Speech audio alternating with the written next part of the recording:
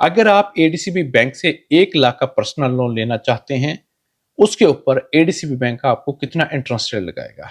अगर आप 1 लाख की अमाउंट का लोन लेना चाहते हैं एडीसीबी बैंक से, तो आपने मंथ डिसाइड करने हैं, प्लान डिसाइड करना है कि हम कितने मंथ तक जो है वो अमाउंट वापस कर देंगे। 6 महीने से लेके 48 मंथ तक, ठीक है, आपने वापस करने होते हैं। अगर आप 1 लाख का लोन लेते हैं एडीसीबी बैंक से और प्लान लेते हैं 48 मंथ तक, ठीक है, कि हम वापस कर देंगे 48 मंथ तक, तो इंटरेस्ट रेट क्या लगेगा 1 लाख के ऊपर? 7.25% इंटरेस्ट रेट आपको देना पड़ेगा बैंक को, ठीक है, अगर आप 1 लाख का लोन लेते हैं। अगर आप कम मंथ का यानी कि 2 साल का प्लान लेते हैं तो इंटरेस्ट रेट जो है वो कम हो जाएगा। एडीसीबी बैंक का इंटरेस्ट रेट जो है वो 13.50 लेके 6.50 तक है, ठीक है, यानी कि 6.50 से शुरू होता है और 13.50 तक लास्ट है इंटरेस्ट रेट। ओके, अगर आप ये लोन ले लेते हैं 1 लाख का, 48 महीने का प्लान ले लेते हैं, तो उसमें प्रोसेसिंग फीस जो आपकी लगेगी वो 1050 है।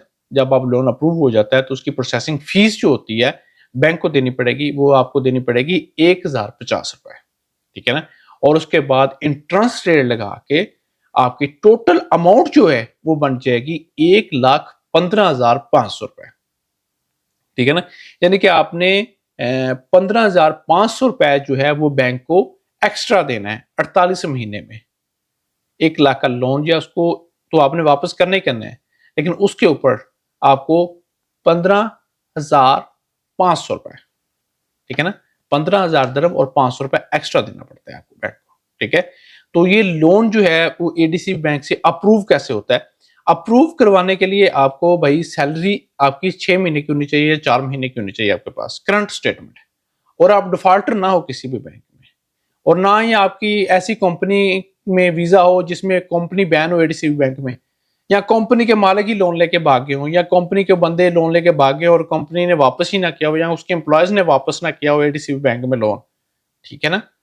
तो अगर ऐसा है तो आपको लोन नहीं मिलेगा। आप एक अच्छी कंपनी है अगर आपकी, उसका ऑफिस है प्रॉपर, उसका लैंडलाइन नंबर है, वेबसाइट वगैरह है, तो आपकी सैलरी भी 4-5 महीने की आपके पास है, करंट सैलरी भी आपके हिसाब से आती है, ठीक है। करंट स्टेटमेंट मतलब आपको मैं बता देता हूँ, कुछ लोग होते हैं ना कि कमीशन के ऊपर भी काम करते हैं, उनकी बेसिक सैलरी होती है 3,000, ओके, और कमीशन पा के हो जाती है 5-6 हज़ार। तो ऐसा नहीं होना चाहिए, आपकी बेसिक सैलरी जो है ना वो 5,000 होनी चाहिए, फिर ही आपकी स्टेटमेंट बनती है 5,000 दरम की, ठीक है ना, फिर वही एक्सेप्ट होती है। जैसे ही आपको कॉल वो आपको कॉल करते हैं और आपका लोन अप्रूव हो जाता है, उसके बाद 1,15,500 की अमाउंट जितनी भी होती है वो आपके अकाउंट में ट्रांसफर हो जाती है।